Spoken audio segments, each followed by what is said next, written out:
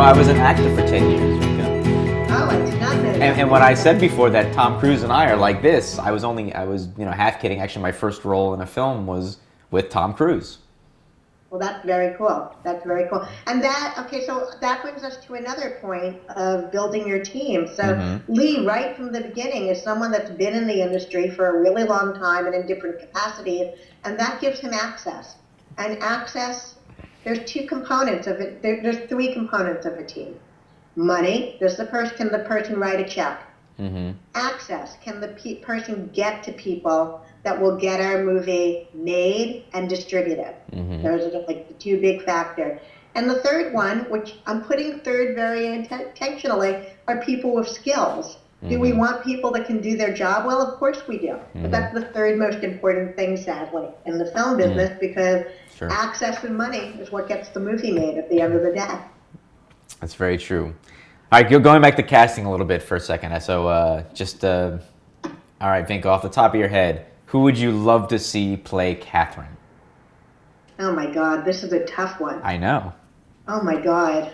I mean, you're totally putting me on the spot here, and totally. Let's think about that. There's so many great. I mean, Catherine Haig. Catherine Weig.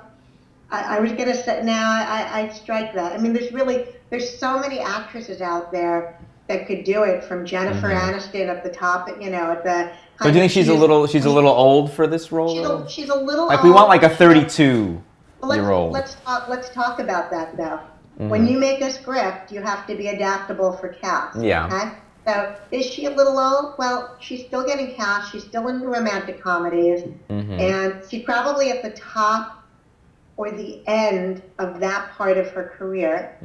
So she's still trying to do that kind of thing and play that kind of role. We haven't seen her break out of that role. There's been no discerning part that she's done. So she's kind of at the top end of romantic comedy casting. And she does look at independent films, okay? She's got her own indie company. So she's one level. And then you got to go look to the younger level as well. I mean, obviously, if you say she's in her 30s, maybe you really want to shoot for someone that's in their 20s to do it. So yeah, you late can really 20s. Attract the 20-something crowd. And then you've got your actresses, and there's a whole pile of them now that have, let's say, pushed the envelope of their age level, and they're not getting so much anymore, but they were really, really, really big, let's say 5 years ago. Kate Winslet would be a great example in the American market. Now, Kate Winslet is super A-list in England. Yeah. She'd be hard to get to for a UK production, but she might be open to a project like this, especially since it's such a meaty part, and she's clearly the lead of the part. She'll be in every frame of every pretty much. scene.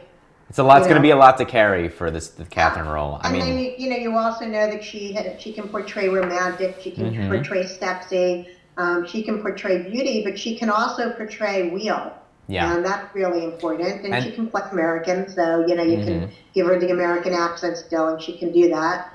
There's so many good actors, so I don't like being pigeonholed in which do I think is the best, because until a script is this is just for fun. This is just for fun. But from my perspective, from a business perspective, purely as a business perspective, casting is going to be driven by the script. Yeah. And when the script is ready to go out. These are the things that I dream of at night. Who's going to play Catherine. You're the director, so you have to have that list. Exactly. But that's I one of the things that you just brought up about the role though is that. I think, maybe I think of it a little more as a romantic dramedy, that I want it to be a little more real, like a little more like where like a romantic comedy is Sex and the City, a romantic dramedy is maybe Girls, right? Girls is a little more raw and a little more real, and that's kind of the direction that I want to take the quest in. I want to take it that little more real direction and a little less of the campy, romantic dramedy where everything works out, like all well and good. I want this to feel like someone's real life and their real experience. Wait. Are you saying she's not going to wear really great designer clothing? She might. She's a freelance writer in Portland, so whatever the style of a freelance writer in Portland is, it might be a little more hipster. then super fabulous. This film project has legs, it's not just about a movie. And people that get involved and support this film financially, or just because they really want to see it get made on some level in some other way, donating food for the cruise, donating the jewelry for the, and I don't mean donating it, but lending the jewelry for the character. All of those kinds of things are an aspect of it. They need to understand that this has television potential eventually. It could break into a TV series. Sequel potential. There could be a prequel, like, we're going on the quest at her point in her 30s, but what was she like when she was, in high school, kind of thing. And I know Heather is thinking about all of those things as part of it, which is very exciting for us. And she's working on another novel right now that has some of these characters in it. After the quest. What happens to our love after we finally find the one we think is the one and settle down with that person? And that's a pretty important and interesting subject matter with divorce rates, at over 50% in our country, and yet we're all still on the quest to find that one that we think is going to be the one we're going to end our lives with at the end of, and grow old with. So my plan, just so you know, after this one, is to call Judd Apatow when it comes to the the next one and have him executive produce.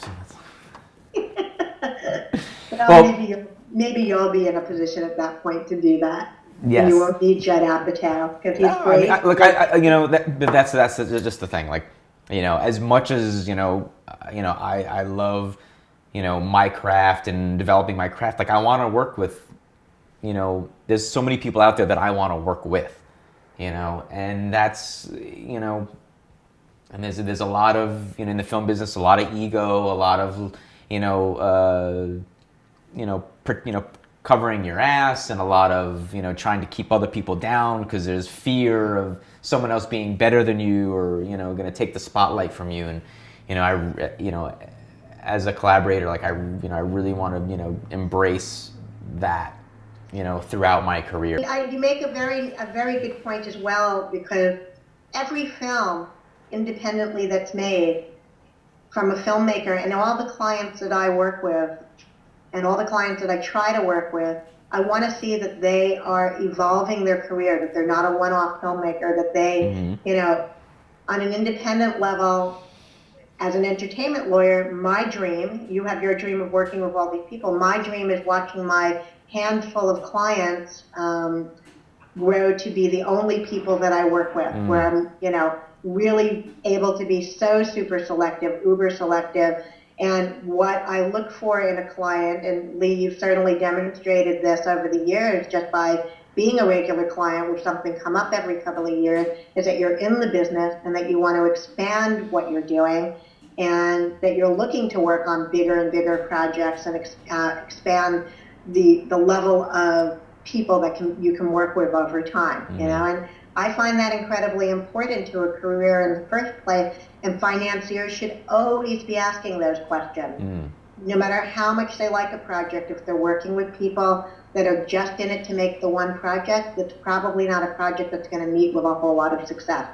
You need to find people that are driven by the next project and the next project. So sticking with a movie as an investor and a team, the investor needs to know that the team, that the Lee Scharfstein team that's been put together is in it for the long haul, that nobody's going to get bored and go off to their next project and give up on it, and the movie's going to get shelved.